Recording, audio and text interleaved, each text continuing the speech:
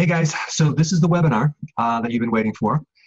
In this webinar, we're going to talk about extreme weight loss, how to burn the most fat despite having a slow metabolism. So it's taken me a long time to consolidate and make this really, really simple for you. So I'm going to walk you through step by step exactly what to do. And you'd want to use this if you had a slow metabolism, if you're plateaued. Let's say you're going through menopause, or you have hypothyroidism, or you just want to lose a lot of weight real quick. If you understand these principles, you can lose as much weight as you want. It's a bit extreme, but it's also healthy. So you don't have to worry about anything related to your health. It's just a little, it's going to take a little more discipline. So I'm going to pull up my PowerPoint slides. Here we go, right here. All right. So let's just, good. So let's just dive right in, okay? I have a number of slides we're going to go through, very A to B, no fluff, just you might want to take notes, okay? So first thing we're going to talk about is carbs. If you're new to my channel, we're going to talk about ketosis. Ketosis is basically fat burning. If you're trying to lose weight, of course, you want to focus on burning your fat, right? Not burning your muscles or just sugar fuel or just water weight. We want to actually burn fat. The way to do it is you must drop your carbs. Now, in ketosis, the range of carbohydrates is usually between 20 and 50 grams per day, okay? What we're going to do is we're going to bring it down to as close to zero as possible. And what I'm going to do as I go through this presentation is just give you the key things that you can do if you want to implement. So there's a lot of different strategies. You can combine all of them or some of them, but these are the things that will help you lose the most weight, regardless of how slow your metabolism is, okay? You may not need to do this, I mean, as extreme as I'm talking about, but at least you can turn up the dial as much as you want, okay? So we want to get into deep ketosis. That means dropping our carbs as close to zero as possible, but maybe not zero, because I'm going to recommend using lemon juice. There's like very small amount of carbs in lemons, but it does have some. There's a very small amount of carbs in eggs. It's not going to be a big deal. Maybe some seeds. Maybe there's a little bit of carbs in leafy vegetables. But we want to do this healthily, because if you don't add some vegetables, it's going to be hard to get your minerals. It's going to be hard to get your fiber to feed the microbes. So I'm building in all the safeguards to make sure when you lose the weight, you do it healthily and you look good as you're losing weight. So you don't look like a crackhead. You know, you're looking all old and things. So let's just kind of dive in. Of course, there's no limit to leafy greens. Of course, we're not going to recommend corn, peas, beets, carrots, tomatoes, squash. But if your metabolism is fast, you can easily add tomatoes and squash, carrots and beets and peas, but not corn. I just don't recommend it because it's normally always GMO. So I'm just kind of walk you through the most important things. Avocados are totally fine. I would avoid berries, okay? I would avoid berries. All right. I just want to touch on one thing, and it's called insulin resistance. What's behind a slow metabolism, a metabolism whereby you're trying to lose weight and then you plateau, and you cannot get below that certain weight. What's stopping you is something called insulin resistance. You have a problem where your body's not absorbing insulin that well, and your body makes too much of it, so you have too much insulin. Okay, that's really the problem. In the presence of that much insulin, you're not going to lose weight. And so what we want to do is we want to correct insulin resistance. There's a couple ways. Dropping carbs is one. The other is feeding your microbes in your gut. You have about, I don't know, 24 to 26 feet of intestines. The last part, which is called the colon, the large intestine, that has most of your microbes, probably like 95% of all of the microbes. And that's where all the fermentation of the fiber occurs. And these microbes eat fiber. And the fiber we're going to feed them are vegetable fibers, okay, from leafy greens, salads, things like that. Now, that being said, if you bloat with a lot of vegetables, of course, cut it back. I'm assuming you're not going to bloat. I do recommend consuming a lot of vegetables, like between 7 and 10 cups, to achieve your nutrient levels, okay? Some people can't do that. You have to work up to it, but I'm just going to tell you one of the reasons why to do that is to, not just for the potassium and magnesium, which will also lower insulin resistance, but the fiber feeds the microbes, and the microbes then give you in exchange something really cool. It's called butyrate. What is butyrate? Butyrate is a natural compound that not only feeds the colon cells and gives you energy, but butyrate also majorly helps you restore your normal insulin levels. So it's very good for a blood sugar problem. And it's really good to correct insulin resistance. Okay, that is why we're going to do this. Okay, so we got that. All right, now protein. Okay, I'm going to recommend moderate protein, and that means 3 to 6 ounces of protein per meal. Now, with the ketogenic plan, the healthy version I'm going to recommend, we always have this confusion of protein and fat. What does it look like? I'm going to give you a lot of examples so you can visualize. I think if you could see this, you can do it. So I'm going to actually show you pictures in a second. I'm going to recommend that you always consume most of your fat with your protein together in one food versus trying to add a lot of extra fat with lean protein or protein powder. I don't recommend that. And there's a couple reasons. I'm not going to get into it, but it's just healthier if you eat it as one complex and not do lean or low fat anything. When you go lean protein, you spike insulin more than the whole fat. So the fat is really, really key. So we want to do 3 to 6 ounces of protein per meal. If you're a big person, okay, you're going to need a little bit more, maybe 7 or 8 ounces. If you're going to start doing intermittent fasting, which we'll talk about, and you start doing less meals, you might need a little more protein as well, because that's your only meal of the day. Okay, so I'll show you as we get into it. The more protein that you consume now in one meal, the higher the insulin spike, and we're trying to keep insulin low. A lot of this protein that you eat, well, not a lot of it, a good portion of it is not used as calories, as fuel. It's used to repair body tissue. So we're always dealing with the ability to digest that protein too, and a quality source of protein. So salmon is a really good quality. Fish, other fish, eggs are really good. Grass-fed protein is really good. Whey protein is very low on the list. Okay. Okay. So we got into that. Let's go on to the next one. Salmon, other fatty fish, the best. Salmon has omega-3 fatty acids. One of the omega-3 fatty acids is called DHA. It's really good for the brain. Okay, it's really good to repair a damaged brain. It's very important in a growing baby. But a good portion of the brain is made out of DHA.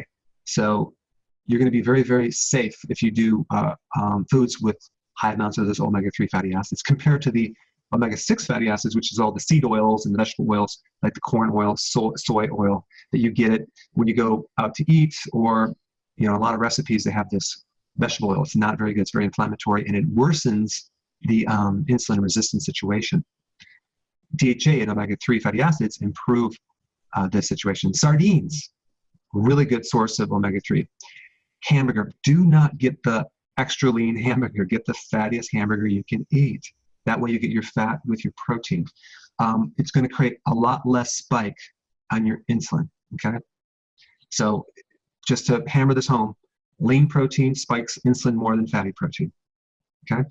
I know some of you are saying, well, what about the calories? Well, we'll get to that in a second. All right, eggs. Make sure they're pasture-raised eggs, okay, organic eggs, if possible, versus like pasteurized eggs. You don't want to get that. You want to get pasture-raised, like chickens that go out in the grass, okay? I get my eggs at the farmer's market and from small farmers. Okay, duck eggs are awesome. Awesome. If you can get those, the yolks are huge. Very, very good, especially for your liver, by the way. I personally do 4 eggs a day. I've been doing it forever. I'm not going to get into cholesterol in this presentation. You can watch my other videos for that. But realize your body makes a good amount of cholesterol, like a lot. So when you eat more, your body makes less, okay?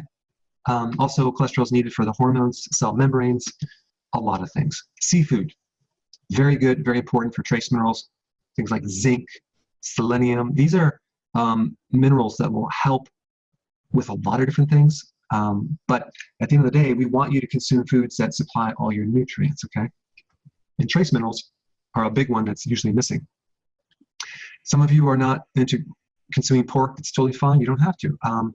I believe, just my personal feeling is that if you have a high quality pork product, it's fine. But that's just my own viewpoint. So I go to the farmer's market and I find out what these pigs are eating, and I don't I don't buy my bacon from 7-Eleven, okay, or the supermarket that, the processed section. I don't do that with the nitrates and the sugars and all that.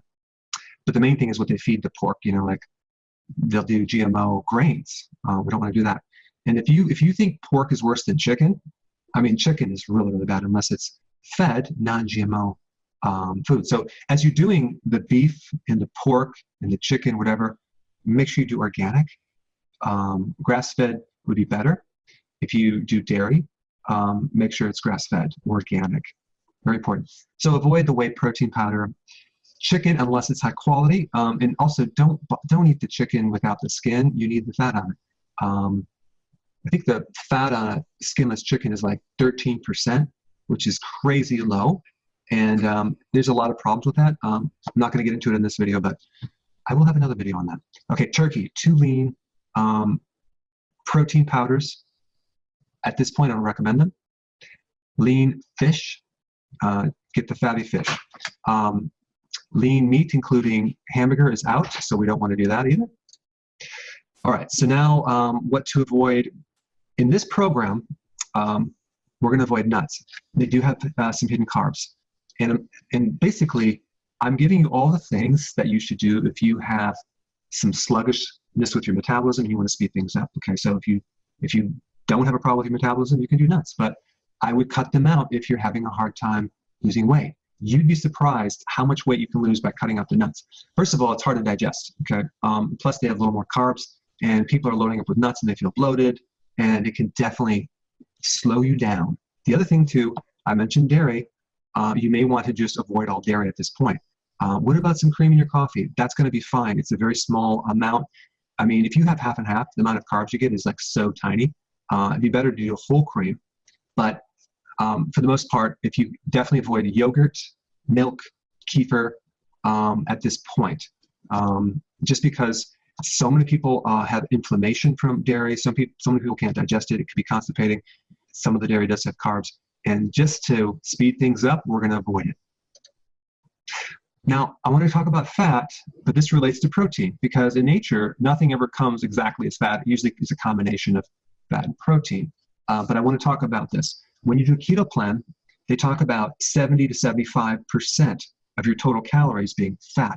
Now, what the heck does that mean? I mean, I'm going to show you a visual of that, but we're not even doing 70 to 75% at this point.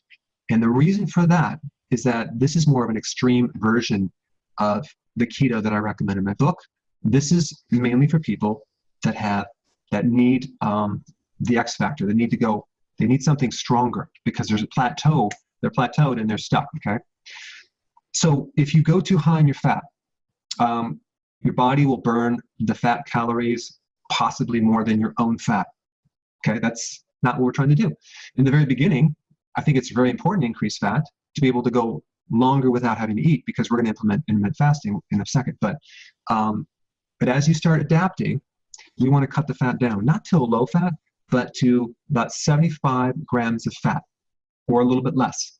If you do that, your body will burn a lot more of its own fat. If we go too low on the fat, you're going to end up with deficiencies and all sorts of other problems. We don't want to do that. But I want to just give you a total visual on what this looks like, okay? So what does 75 grams of fat look like? Here's an example right here. 8 ounces of salmon. Okay, this is like your protein and fat for one day, okay? 8 ounces of salmon. We got 2 tablespoons of butter. Maybe you use that to cook something. Mac nuts, which again, we're not recommending the nuts, but some people might be able to get away with them. Out of all the nuts, though, the macadamia nuts are the fattiest. So that would be a good thing. And they're also low on the oxalate level. So they're not going to actually aggravate any potential stone issues if you are a stone former. Same thing with pistachios. But anyway, this is what it looks like right here. Okay, here's another example. 8 strips of bacon. And just so you know what I eat in the morning, or actually I don't eat in the morning. My first meal is like at 3 o'clock. And I will have my breakfast at 3 o'clock. And I'll have 4 eggs. And I'll take one of those packets of bacon. And I'll normally kind of cut in half. And I'll have half of that. So you might say, wow, that's a lot of bacon. It's actually a lot of the fat cooks off. And it's not a tremendous amount of protein. I mean, it's something, but it's not like what you would think. So here's salmon. The sardines, which is a high quality source of omega-3. Then we got coconut oil right here, and the brie cheese. Again, for some people, I wouldn't recommend the brie cheese, but I just want to show you what 75 or 70, roughly 70 or 71 grams of fat looks like per day, just so you can get a visual on this. I'm going to show you more examples, but I think it's important for you just to kind of get an eyeball. Because when you do keto, like some people say, oh my gosh, I'm just living on pure grease and it's all going to be just this huge chunk of fat. No, not really. Look at this, 74 grams of fat, 8-ounce burger, brie cheese, 1 tablespoon of olive oil. Now you put that on your salad. That's not a lot of fat, okay? Here's another one. We have tuna, 4 ounces. We got the bacon, 8 strips. Got one egg, olive oil, 1 tablespoon, little macadamia nuts. It's not that much. Here's another one, 2 tablespoons of butter. We got 1/4 avocado, an 8-ounce hamburger patty, 75 grams. So are you starting to see it's like, this is not terribly a lot of fat, but it's not low fat either. Okay, got that? Here's another one. We got salad dressing, 2 tablespoons. Personally, I do olive oil and vinaigrette, balsamic on my salads. And then I put a little Parmesan cheese. Okay, so 8-ounce salmon, and then we got 2 MCT oil. I'm going to recommend that you probably not do MCT oil on this initially, unless your metabolism is fine, because even though it turns on the ketones and you have a lot of energy, it might be a problem with you tapping in your own fat. However, that being said, if you have a pre-existing heart problem or a brain problem where you have Alzheimer's or Parkinson's or you have some type of heart issue, MCT oil is awesome because it'll give your brain more ketones to use directly, and it bypasses this insulin resistance and it feeds the cell directly, and you will get lots more energy and you'll have a better output in your heart. You'll be less tired too. Okay, coconut oil. Look at that. All right, got that. Keep it simple. Just trying to make this simple as possible. Okay, now I got intermittent fasting. Intermittent fasting is another tool, but here's the big rule: do not eat unless you are hungry. Okay, so many people are eating and they're not hungry. If there's times you're not hungry, don't eat. Why? Because your body is eating your own fat, and as soon as you eat, you're going to stop that process. So we don't want to do that. We want you in fat burning 24/7. Okay. So you start with 3 meals a day, okay? See this right here, these spikes, insulin, insulin, insulin. And then we don't have any snacks. We're adding fat at the meal to be able to go longer and longer. Now, every time you eat, you trigger insulin. So we want to start working on cutting down the frequency of eating over a gradual period of time, maybe 2 weeks, okay? But if you start with 3 meals a day, no snacks, and cut the carbs down, your body now is going to drop insulin and you're not going to be as hungry. So you can go longer without eating. So now you start fasting, okay? So the ideal scene is to be able to do 3 meals, and then you wake up in the morning and you ask yourself, am I hungry? And you go, no, don't eat. And you keep pushing your breakfast further and further and further and further until there is no breakfast. And you got 2 meals, lunch and dinner. Okay, you do that for a while. And then what you want to do with this is you want to start pushing these meals closer and closer. So eat later because you're not hungry. Remember, you're going, you're not hungry. Eventually, you're going to be going till maybe 1 o'clock and you're like, wow, I'm not even hungry. Or maybe even 3 o'clock, I'm not even hungry. And then you'll be hungry and then you'll eat. But let your body tell you when to eat. This is kind of a natural process of adapting to your fat reserves. An average person who doesn't have a lot of extra weight to lose has 100,000 calories of fat sitting on their bodies. Okay?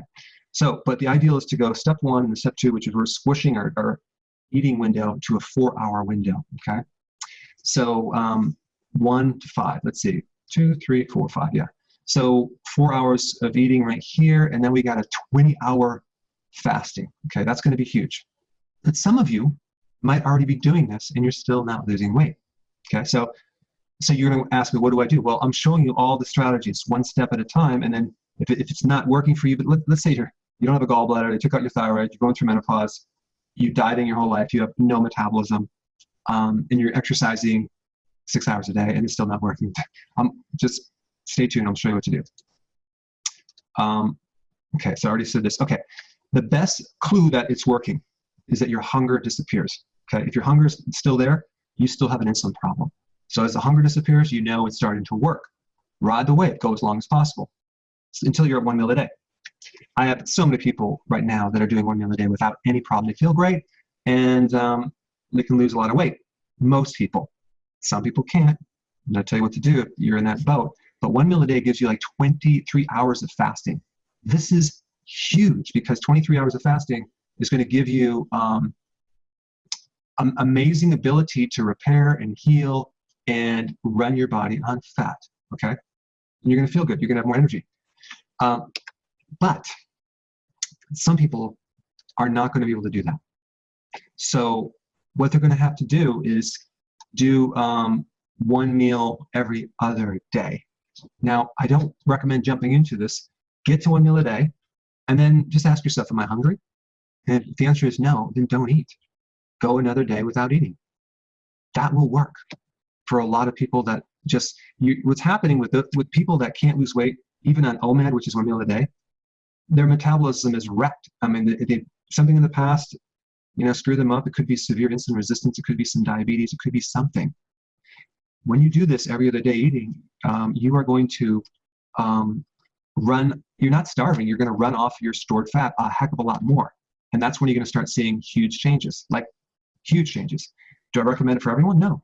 But for those people that need to do this, it's an option. I want to give you tools so have a backup strategy if something doesn't work. So this is kind of the pie chart that I want you to look at. Most keto plans have 70 or even 80% fat. In this extreme plan, it's 55% fat and it's 39% protein. So it's adjusted. Okay, so you're doing a little more protein, a little less fat, because we want to tap into it. If we increase the fat a little bit more and decrease the protein, what happens is we don't get the right ratios with someone with a slow metabolism. So this is kind of a hack of a thing that I found that seems to work. Notice that we have mandatory vegetables in there too. Okay, with fiber. Of course, non-starchy, leafy greens. I've never met any person that had slower weight loss by eating a salad, unless they had like some intestinal bloating or something like that, which could be a situation. Notice that the carb is 1%, and I'm building that in there because like maybe lemon water, which I recommend you take lemon juice, take a little juice, like 1 ounce in your water every day, just to help you with, when you're in ketosis, some people potentially have more uric acid, and the lemon juice will counter that. Some people develop more stones. The lemon juice will help you with that. If you're a stone former, that means that you have a situation where it's super concentrated urine in your kidneys, and that's where you develop the stone. One very simple guarantee to prevent a stone would just be to consume minimally 2 liters of water a day. It's not too bad. 2 to 3 liters a day of water. And I recommend you exercise to sweat as well. But that fluid with some apple cider vinegar, with some lemon, then your kidneys will never have a super concentrated fluid in there to develop stones. You'll prevent the stones, okay? It's a little tip. All right, we got the carbs low, we got protein, we got fat, vegetables, okay? We're not done yet. We have other tools that we can add. Periodic prolonged fasting. We talked about intermittent fasting, going 1 meal a day and potentially 1 meal every other day. That's one strategy. But there's some other things you can do to take it to the next level, especially if you have, let's say you have Alzheimer's, or you have Parkinson's, or you have some type of autoimmune condition, or you just want to pick up the pace. This is very, very, very powerful, because periodic prolonged fasting can create increased stem cells. You can grow new brain cells. You can drop inflammation like you've never seen before in your body. So every so often, maybe once a month, you do a 48 to 72 hour fast once a month. Powerful, powerful. It's very anti-cancer too. Tumors can't live on ketones, by the way.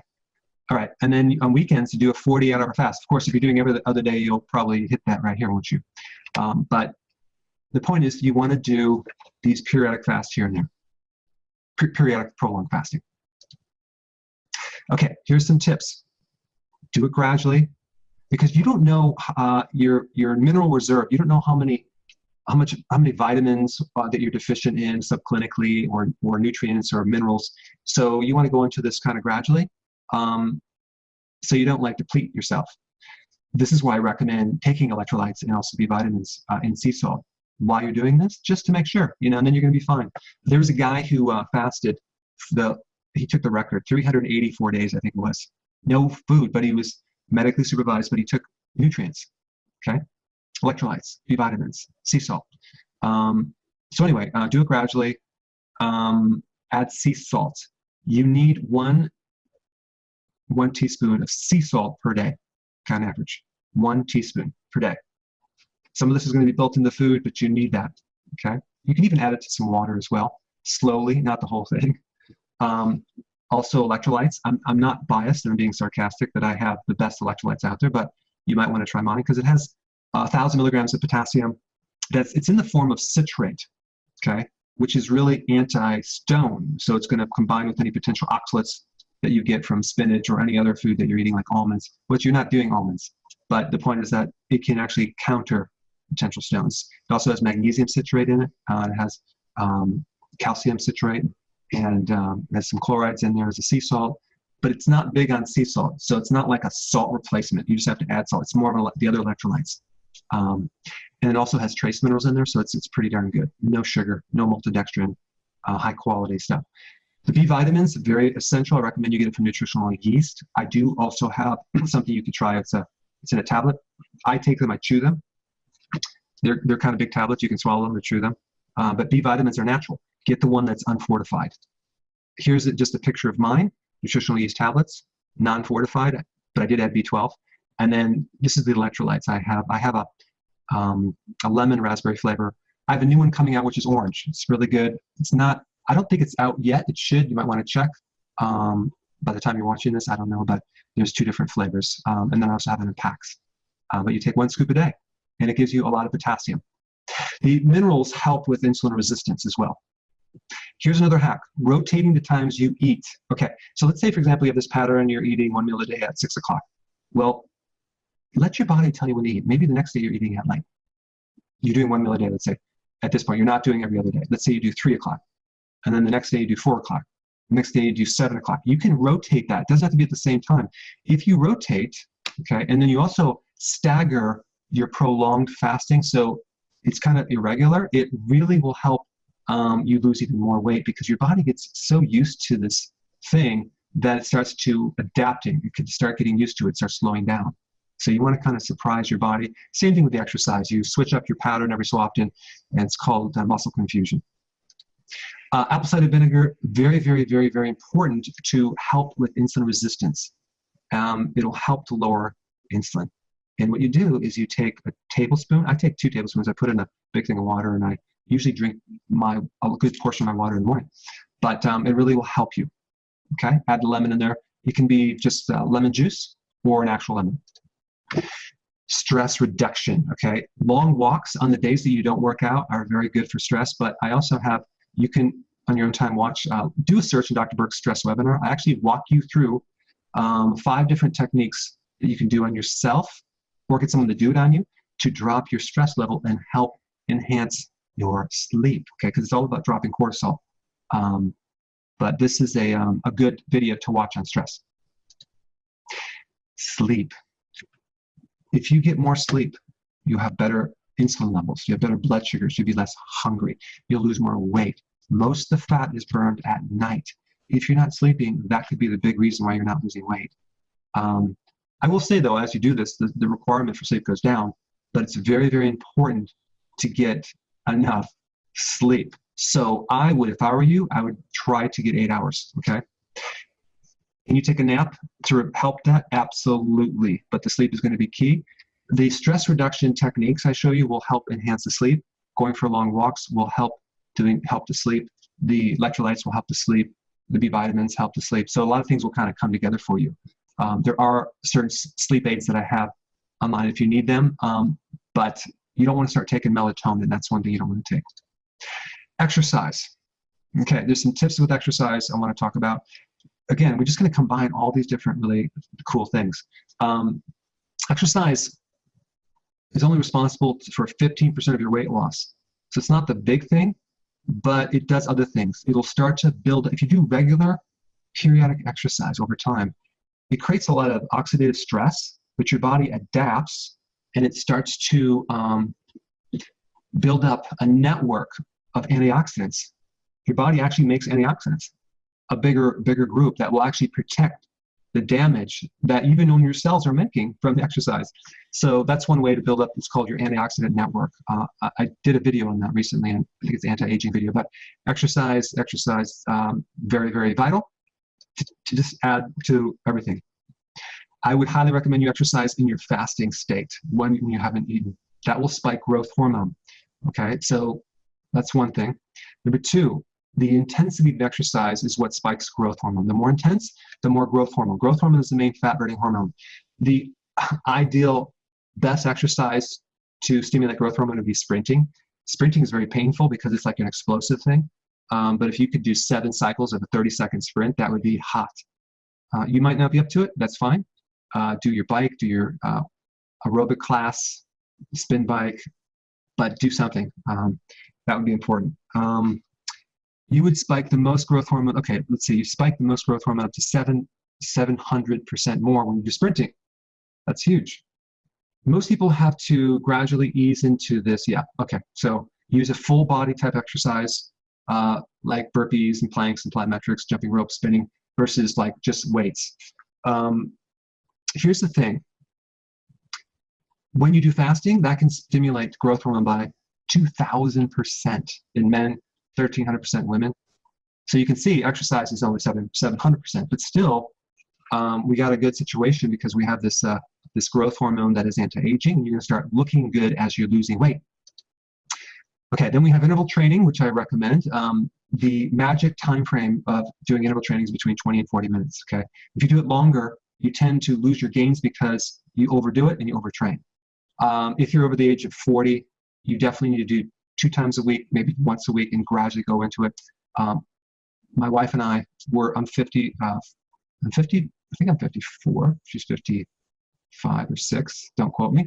But here's the thing, we do hardcore interval training twice a week.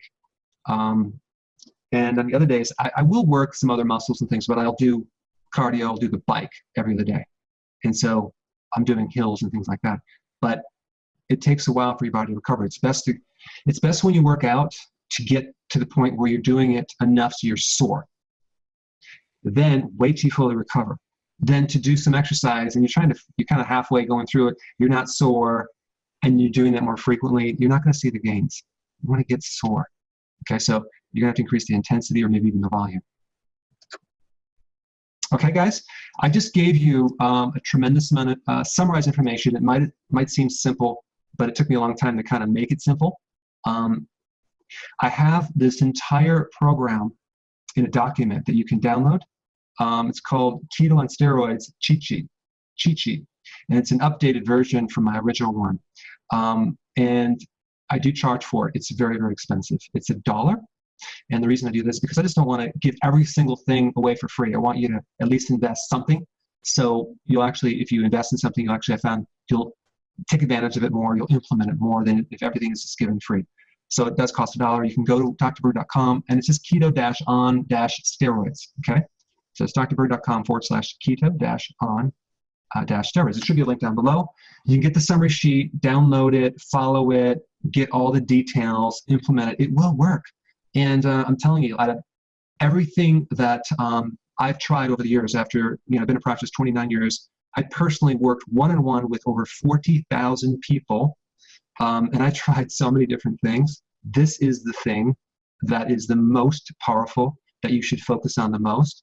Now you have the ability, if you can go through this, to turn up the dial as much as you want or down as low as you want, because this is strict. This is extreme. This is hardcore. So you might not be there with your discipline, but you might be like really, really good with intermittent fasting, but you're not perfect with the carbs. Okay, good. Well, then do more intermittent fasting. Or let's say you're not really good with intermittent fasting, but you're good with the carbs. Or let's say you're not good with intermittent fasting nor the carbs, then you're going to need to go really quality food. At least you're getting good quality food, right? So anyway, I gave you a lot of parts of this puzzle. Now it's up to you to get started. Get started, and please give me your success story as well. Thank you so much for attending this webinar, and I hope you enjoyed it. And comment below if you did enjoy it. Thank you.